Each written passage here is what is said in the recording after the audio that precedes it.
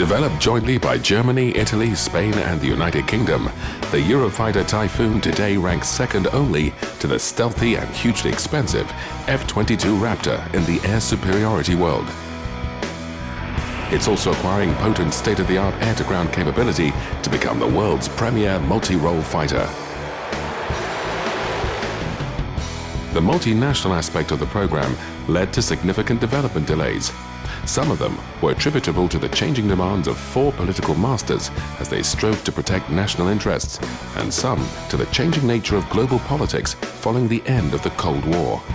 Nevertheless, the resulting aircraft represents the pooling of the best of four of the world's major aviation industries. Not only will the Eurofighter form the backbone of the four partner air forces for decades to come, and may indeed be the last manned fighter to be built in Europe, it's emerged as a powerful force in the export market.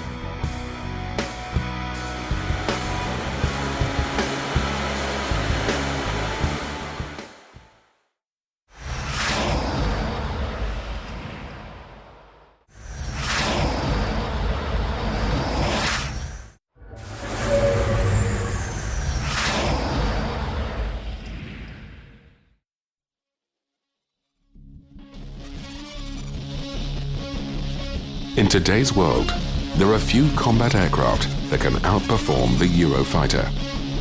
The aircraft was designed to be high-performing in all regimes, with the accent on sustained maneuverability and rapid climb and acceleration. Although it is a relatively compact design, the advanced aerodynamics and bulky fuselage allow for the carriage of a heavy fuel load, as well as providing growth space for future systems. The Delta canard layout is inherently unstable, requiring a sophisticated fly-by-wire control system to maintain the aircraft's stability. This allows the Eurofighter to change direction very rapidly, as well as keep landing and takeoff speeds low.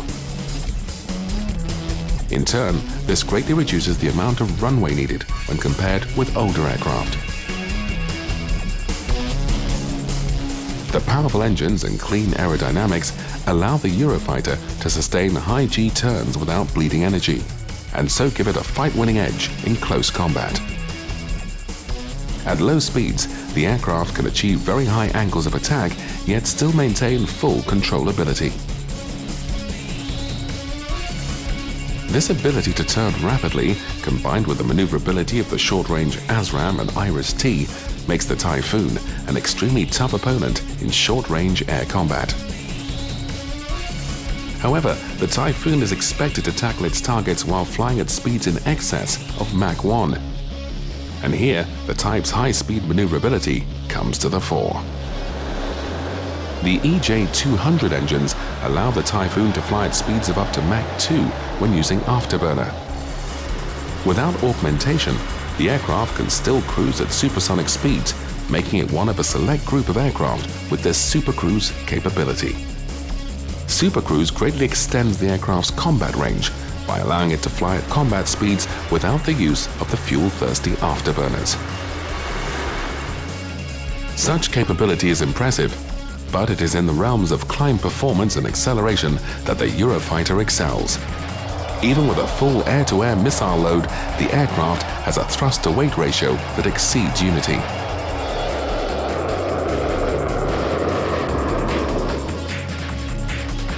In an intercept scenario, the Typhoon can be traveling at Mach 1.5 and at 35,000 feet in less than 2.5 minutes, while at low level, the aircraft can accelerate from 200 knots to Mach 1 in 30 seconds. This acceleration is of great value in beyond visual range combat, where the ability to accelerate to high speed before missile launch is a crucial factor. Being able to give the missiles a greater throw weight at launch and therefore a greater range can often prove decisive. Embedded in the flight control system is an automatic recovery system. If for any reason the pilot becomes disorientated, the system will take control of the situation at the push of a panic button. The control system automatically puts the aircraft in a wings level attitude at 300 knots, climbing slowly.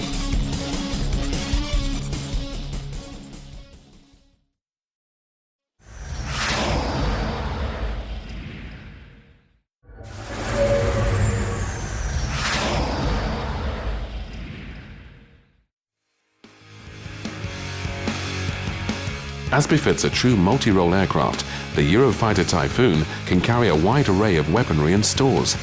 It also has the potential to carry many new technology weapons currently in development. There are differences in weapons fit between the partner nations, although the aircraft's 1760 weapons interface allows it to easily adapt to any weapons.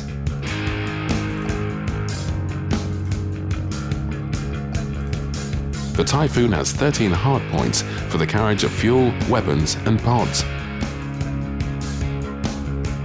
The outer wing pylons are permanently fixed and are used to carry short-range air-to-air missiles. 4 bays along the lower edges of the fuselage allow the semi-recessed carriage of longer-range AAMs. The centerline pylon usually mounts a 1,000-litre supersonic drop tank, and the inner center pylon on each wing is also plumbed for the carriage of fuel tanks. Laser designator pods can be carried on the center line. When it was first delivered, the Typhoon only had an air-to-air capability. Initially, this came in the form of 4 medium-range AMRAAM missiles.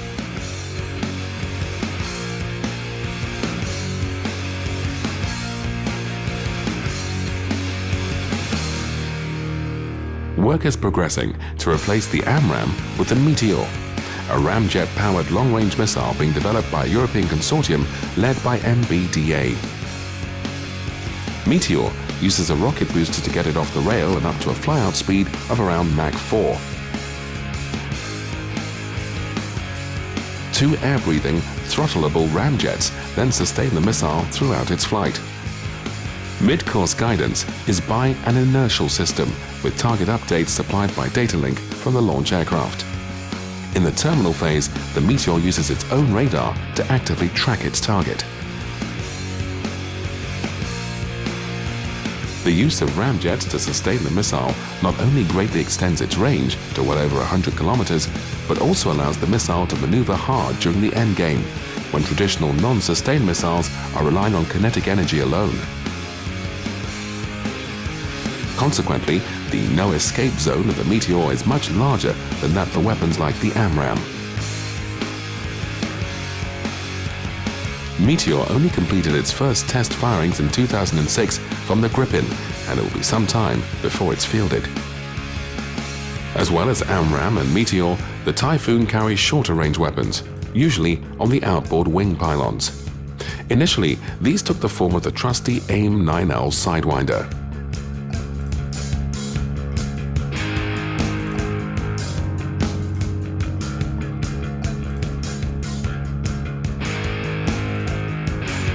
British Typhoons now carry the MBDA ASRAAM as the principal short-range missile. This weapon was created by British Aerospace with a Raytheon-developed imaging infrared seeker that can be programmed to choose a specific part of the target aircraft to attack. The seeker has a 90-degree off-bore sight capability, allowing it to be fired at targets within the entire front hemisphere. It can also lock on after launch. It has a powerful motor that gives it long-range and high-end game maneuverability. Control is effected by the 4 small tail fins. Although they use sidewinders initially, German, Italian and Spanish Typhoons are to be armed with the Iris-T missile. This multinational weapon is based loosely on the AIM-9, but has long body wings, new tail fins and thrust vectoring to give extreme maneuverability of up to 60 G.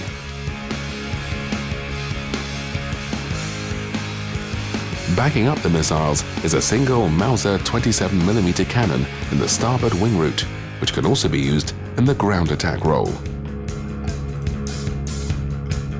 For attacking surface targets, the Typhoon is designed to be compatible with a wide range of bombs and missiles. It can carry the whole range of Mark 80 series freefall weapons, plus UK 1,000 pounders and cluster weapons. However, due to the sophistication of the Typhoon, it's much more likely to be seen with precision-guided weapons. The Paveway series can be carried, including enhanced Paveway bombs that add a GPS guidance system to the standard laser unit. Designation can be provided by a variety of targeting pods, the UK having chosen the Lightning III to provide an initial precision capability. Other precision weapons currently intended for the Typhoon are the MBDA Storm Shadow and Taurus KEPD-350 standoff conventional cruise missiles. Both weapons have small engines and pop-out wings to give considerable range, and both use a combination of GPS, inertial, and terrain matching systems for mid-course guidance. Storm Shadow has been chosen for British and Italian Typhoons, while Germany's Eurofighters will use the KEPD-350. Britain has also specified the Brimstone Advanced Anti-Armor Weapon for the Typhoon. Based on the American Hellfire, Brimstone uses a millimeter-wave radar seeker and advanced target recognition algorithms to seek out targets on the battlefield, being able to loiter while it searches. Another UK weapon seen here in the centre is the Alarm, already in widespread use on the Tornado. This missile is used against surface-to-air radars in the defense suppression role. If the target radar shuts down, the Alarm can deploy a parachute, descending slowly until the radar lights up again. Then a secondary rocket motor is fired to propel the missile to the attack. Alarms can be carried on the outer central pylons in conjunction with heavier weapons inboard. As well as these weapons, the Eurofighter will also be able to carry Maverick-guided missiles, rocket pods, and anti-ship missiles.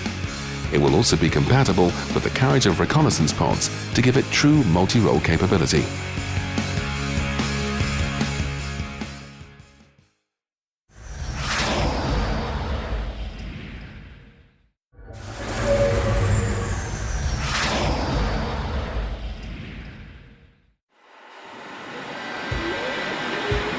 The weapon system of the Eurofighter was devised to take full advantage of sensor fusion technology, in which the central computer takes information from a variety of sensors, both onboard and offboard, and processes it into a single picture that can be presented to the pilot with accuracy and clarity.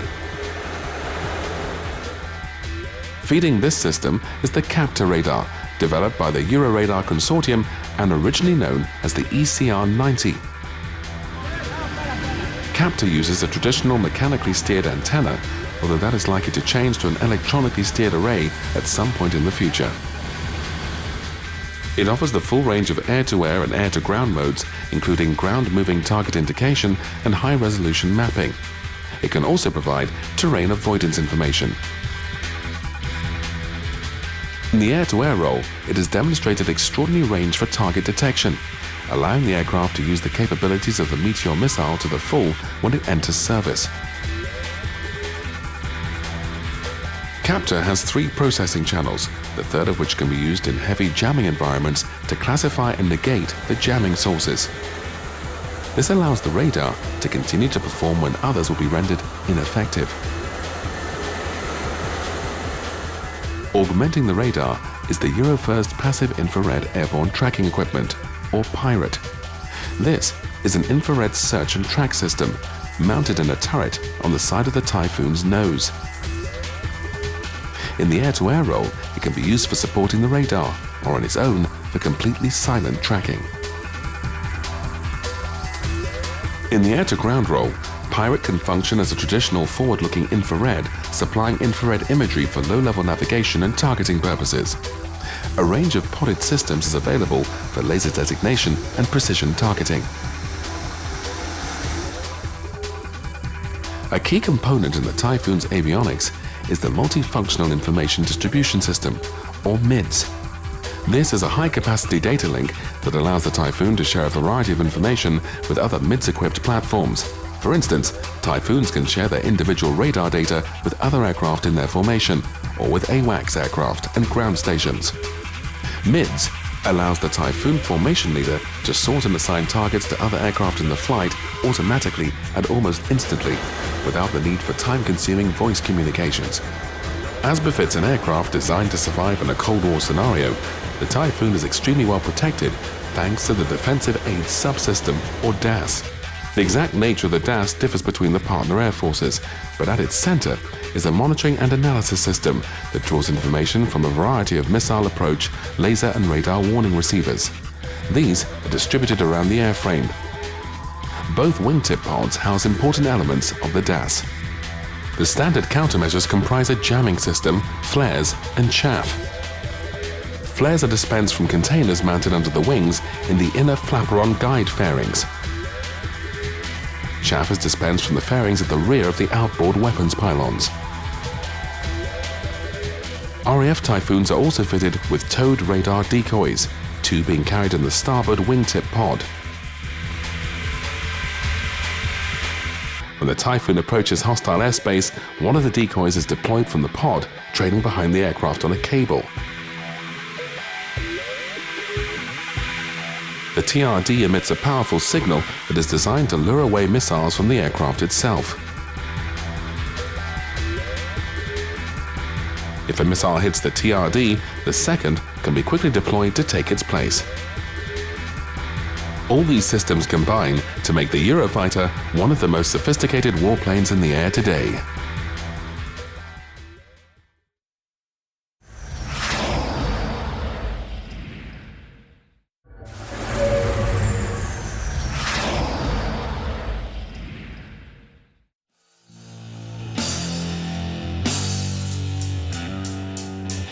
From the outset, the Eurofighter was designed for single-seat operations. To make the pilot's job as easy as possible in a challenging multi-role mission, much energy was expended in making the cockpit as pilot-friendly as possible. For a start, the pilot was sat high up under a large bubbled canopy to get the best outside view possible. A large BAE Systems head-up display tops the instrument panel, which is dominated by three large multifunction head-down displays, or MHDDs. These are used to present fused data from the aircraft systems, including complete overall tactical scenarios, air pictures, and sensor imagery. They can also be used to display attack profiles, airfield approach patterns, system status reports, and checklists. Additional features in the cockpit are the manual data entry facility, a dedicated warning panel, and a MIDS data link display. Pilots can also use the helmet-mounted symbology system, which presents key data such as attitude reference, aircraft energy cues, and targeting information. Using the HMSS, the pilot can designate targets for off-boresight launches of the ASRAAM and IRIS-T short-range missiles. Control of the many offensive systems can be effected by the voice throttle and stick, or VTAS system. This combines a hands-on throttle and stick system with direct voice input and output. The HOTAS system provides 24 different functions relating to sensors and weapons, the DAS, communications and targeting, all through buttons on the throttle and stick. Direct voice input and output allows the pilot to control a range of non-safety critical operations by talking to the aircraft, although these functions can also be controlled by manual entry. DVI commands allow the pilot to interrogate the aircraft system for information such as fuel state, the answers being given by voice. Selection of radio and navigation aids can also be voice controlled, as can target selection and allocation.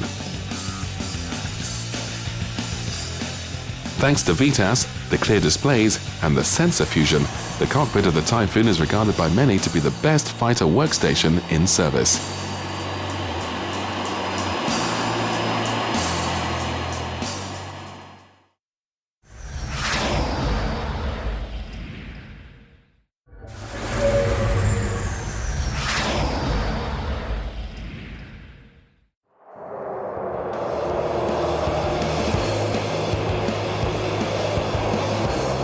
At the heart of the Eurofighter's air combat prowess are its engines and aerodynamic layout.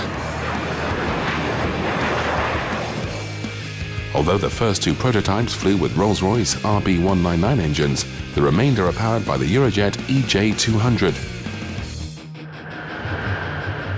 Produced by a consortium of Rolls-Royce, Fiat Avio, MTU, and ITP, the EJ-200 is based on the RB199, but has been developed to give much more power and with greater reliability and efficiency. It is rated at 60 kilonewtons dry and 90 kilonewtons with afterburning. At an installed weight of just 1,035 kilograms, the engine has a remarkable thrust-to-weight ratio of nearly 10 to 1. The engine can be derated in peacetime to prolong its life and restored to full power for war operations. Further thrust increases are planned for later production aircraft. The lips of the chin-mounted intakes are formed by variable flaps that can be opened to admit more air at low speeds. The intake ducts sweep up into the aircraft's fuselage, forming an S-shaped duct to help hide the engine's compressor blades from prying radars. The nozzles are fully variable to maximize thrust throughout the speed regime. Fuel is held in two large tanks in the fuselage, plus an integral tank in each wing, giving an internal fuel capacity of 5,640 liters. The two-seater has a slightly reduced internal fuel capacity to make room for the second cockpit. Drop tanks can also be carried on the centerline and inner central wing pylons. Due to ground clearance, the centerline can only carry the 1,000-liter supersonic tank, but the wings can either carry the 1,000-liter tanks or the subsonic 1,500-liter tank. A retractable in-flight refueling probe is installed in the starboard side of the nose. This allows the Typhoon to take on fuel from any tanker equipped with the standard NATO refueling drogue system.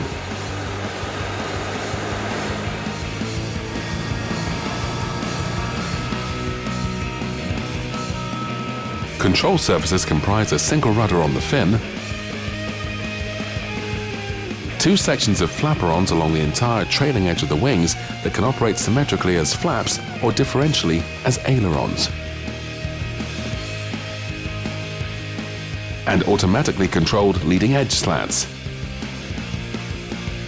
The canard foreplanes move symmetrically only, but have a massive travel between 20 degrees up and 60 degrees down. They're crucial to the aircraft's high angle of attack capability.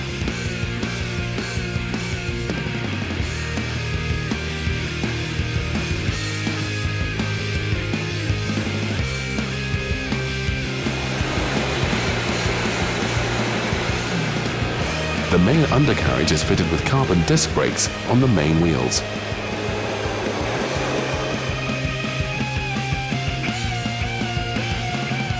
And there is a brake parachute located in the tail cone. The chute slows the aircraft dramatically on landing and is of particular use on icy runways when the wheel brakes can only be applied gently.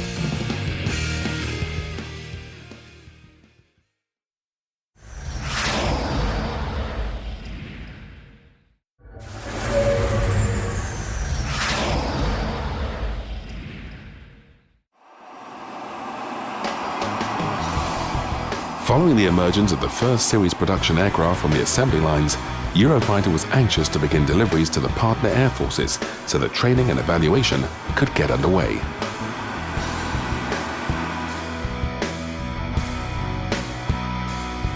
The first delivery was made to the German Luftwaffe, which accepted a Eurofighter on the 4th of August 2003, initially retained at the manufacturer's Manching plant so that initial instructor training could begin. Deliveries to the first operational unit, Jagdgeschwader 73 at Lager, got underway on the 30th of April 2004 to replace MiG-29s and Phantoms. The second unit, Jagdgeschwader 74 at Neuburg, received its first aircraft in July 2006.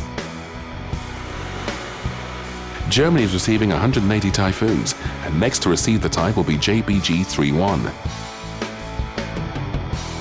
JG-71 gets the Typhoon in around 2011 to complete the replacement of the Phantom, while Tornado operator JBG-33 is scheduled to be the last Luftwaffe unit to convert sometime around 2013.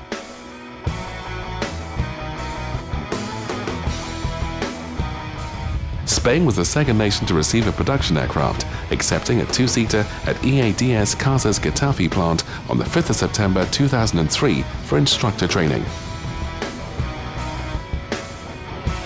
Spain has 87 aircraft on order, the first of which was allocated to the operating wing Ala 11 at Morón in October 2003.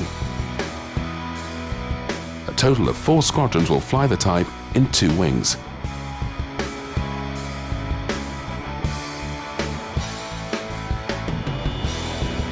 On the 23rd of March 2004, the Italian Air Force accepted the first of its 121 Eurofighters. The first operating unit is the 9th Group of the 4th Wing, based at Grosseto. 6 squadrons are planned to operate Typhoons.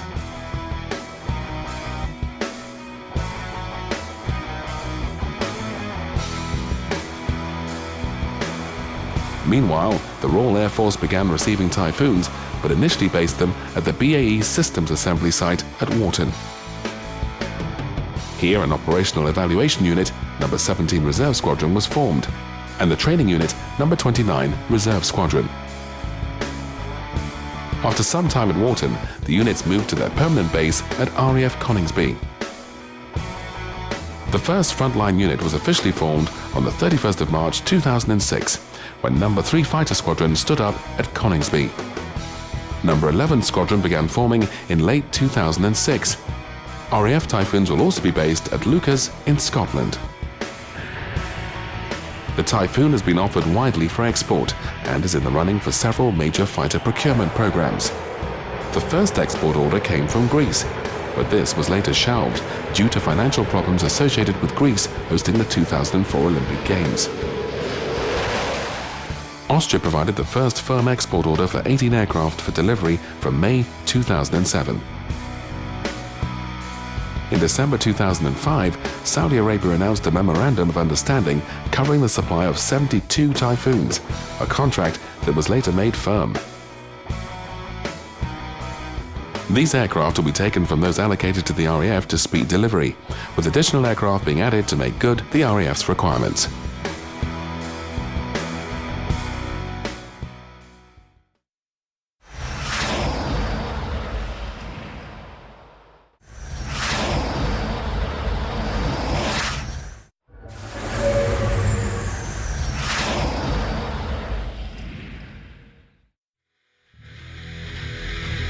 In its fully developed form, the Typhoon is set to become the world's most capable multi-role fighter, able to undertake a wide variety of missions.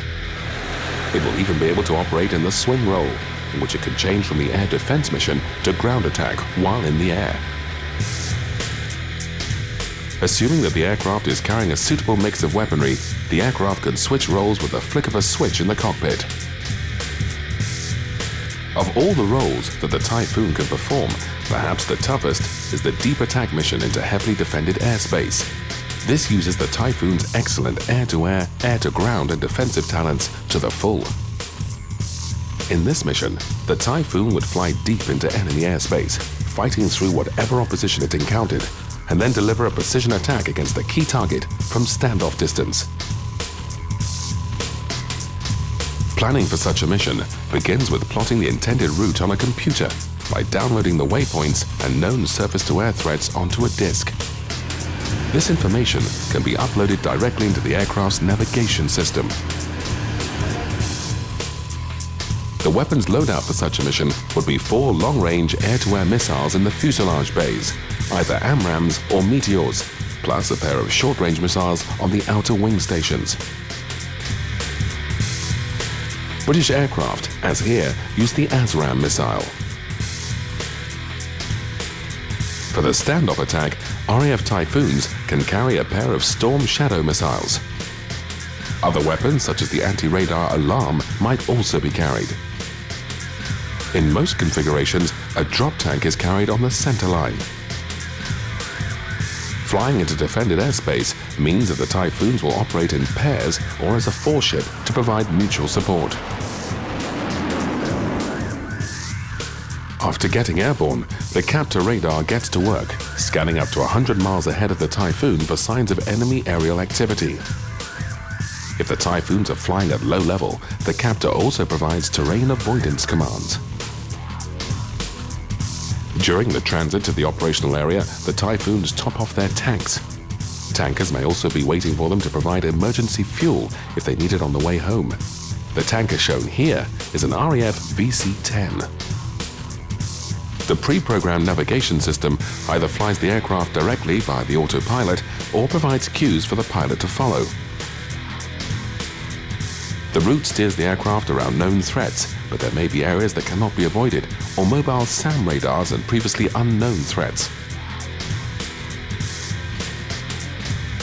Alarm missiles can be fired ahead to shut down the radars, and the Typhoon's sophisticated defensive system will be primed to react to any threats. In defended airspace, the Typhoon formation is likely to encounter hostile combat air patrols and will have to fight through the opposition. Thanks to the enormous range of the Captor radar, these can be spotted from many miles away long before they become a threat. The radar's capabilities can be harnessed to launch Meteor ramjet-powered missiles against the hostile fighters, hitting them long before the Typhoons come within range of the enemy's weapons. The effective range of the Meteor is dramatically increased by the Typhoon's ability to accelerate very rapidly from its cruising speed to the optimum missile launch speed of around Mach 1.8. Once the missiles are released, the Typhoon can use its excellent supersonic maneuverability to avoid entering the opponent's engagement zone. If, however, any of the defenders survive the initial long-range engagement, further missiles are fired at closer range. The superior defensive aid system is called into play again to defeat enemy missile shots.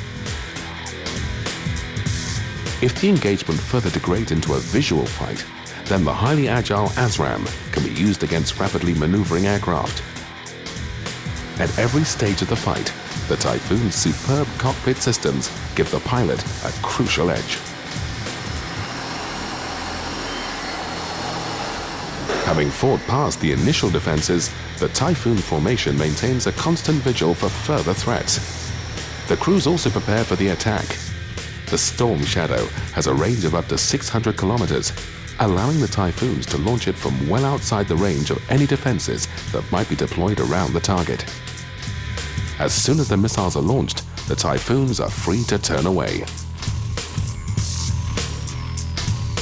Storm Shadow has a small TRI-60 turbojet and pop-out wings that allow it to cruise at around 1,000 kilometers per hour.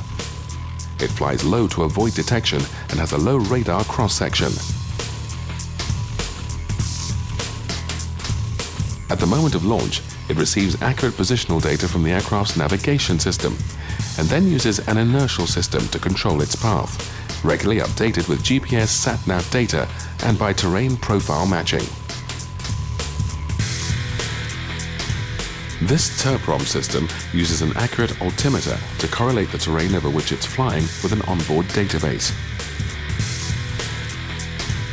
As the missile nears the target, it uses an infrared seeker in the nose to image the scene and feed the automatic target recognition system. It can identify key features of the target and the desired aim point. It is deadly accurate. Storm Shadow is fitted with a two-stage warhead intended to destroy hardened targets. As the missile hits, a precursor warhead stage explodes to clear a path for the main penetrating warhead. The results are devastating. Even as the Storm Shadows are heading towards their targets, the Typhoons are returning to base, again following a pre-planned course to route them around ground defenses. They may have to fight their way back out just as they had to on their way in. Once back on the ground, refueling and rearming takes a matter of minutes. If there is light battle damage or system malfunctions, the Typhoons can be quickly repaired thanks to the aircraft's plug-and-play design to be ready for another mission.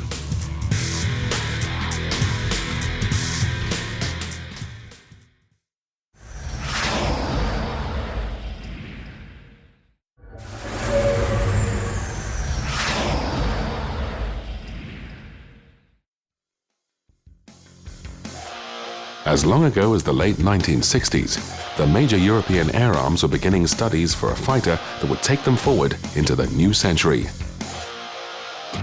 Lessons filtering through from Vietnam pointed at the need for an aircraft that could ensure total air superiority. It needed to be fast and well-equipped to tackle targets at long range, yet agile enough to outfight any rival at close quarters. In the interests of cost and efficiency, it should also be a multi-role aircraft, a single type that could replace several fleets within one air force. The development in the early 1970s of the F-15 and F-16 made it imperative that it should at least be the equal of its US counterparts in terms of technology. European collaborations such as Concorde, Jaguar and Tornado had proved successful in terms of creating high-tech aircraft at an affordable cost. The F-104, F-4, Mirage 3 and Jaguar needed replacing, so in 1977, British, French and West Germans began talks to provide a successor aircraft. France returned to the European fighter fold briefly between 1983 and 1985, but could not rationalize its requirements with those of the other nations, and left to continue development of what became the Rafale. Meanwhile, British Aerospace had produced a technology demonstrator in the form of the Experimental Aircraft Program, or EAP. Using components from the Tornado to save cost, the EAP was a Callard Delta with a quadruplex fly-by-wire control system, advanced glass cockpit, and many other technologies destined for the future fighter. It first flew on the 8th of August 1986 and exhibited extraordinary agility. A week before that, Britain, Germany and Italy signed for the development of what has now become the European fighter aircraft. A month later, Spain elected to continue with the EFA project. The program was born. It was not until the 27th of March 1994 that the first aircraft flew, the German-built prototype flying from Manching with Peter Vega at the controls. Chris Yeo took Britain's prototype aloft at Warton on the 6th of April. Both of these aircraft were powered by the Tornado's RB199 engine for the early flight tests. The first Italian aircraft flew in July 1995, and Spain's initial aircraft, the first two-seater, took to the skies in August 1996. 7 prototypes were built to examine every aspect of the new design, which had by then become known as the Eurofighter EF-2000. They continue on test work, although the Spanish DA6 two-seater was lost in an accident in November 2002. As the 4 factories geared up for production, so Eurofighter decided to add 5 further aircraft to the test fleet. Whereas the development batch prototypes were largely hand-built, the so-called Instrumented Production Aircraft, or IPAs, were built on the production lines and were therefore more representative of the service aircraft. However, as their name implied, they had additional instrumentation for tests. The first 3 IPAs, all two-seaters, flew for the first time in April 2002. Less than a year later, the first of the full series production aircraft, or SPAs, took to the air. The first aircraft from each of the production lines were all two-seaters, and they all flew within days of each other in February 2003. Germany was first on the 13th, Britain and Italy flew their first aircraft on the following day, while Spain's first SPA flew on the 17th. Production of the Eurofighter is shared between the 4 partners on the basis of their respective orders. The UK, with 232 aircraft, has 37% of the work, and Germany, with 180 aircraft, has 30%. Italy has a 19% share based on its 121 aircraft, while Spain's 87 aircraft order gains it 14%.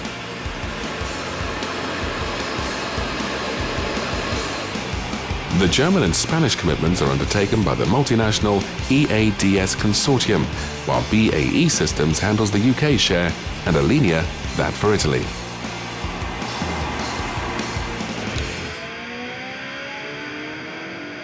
The aircraft are built as major sub-assemblies at the factories in the 4 countries.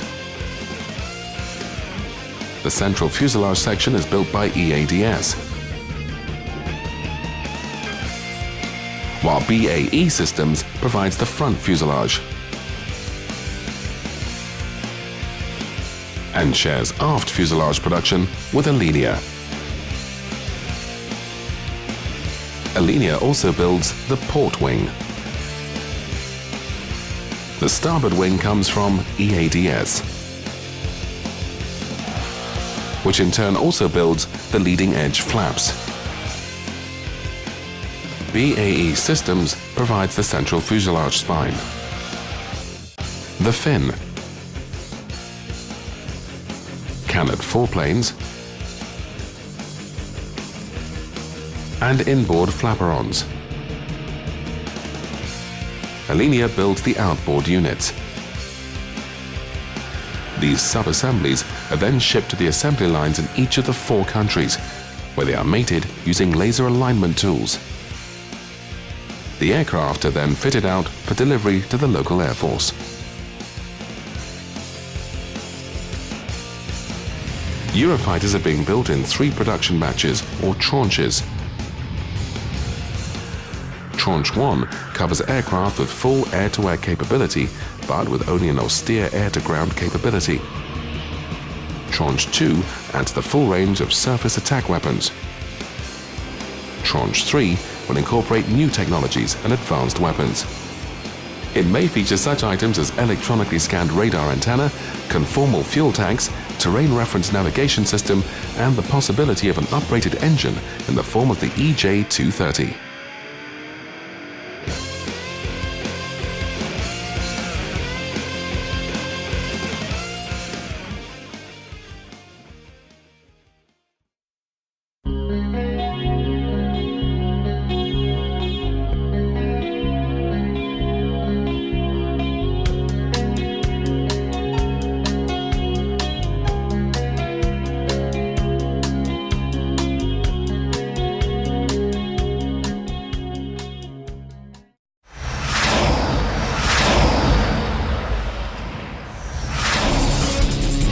世界初の実用垂直離着陸戦術機ハリアー。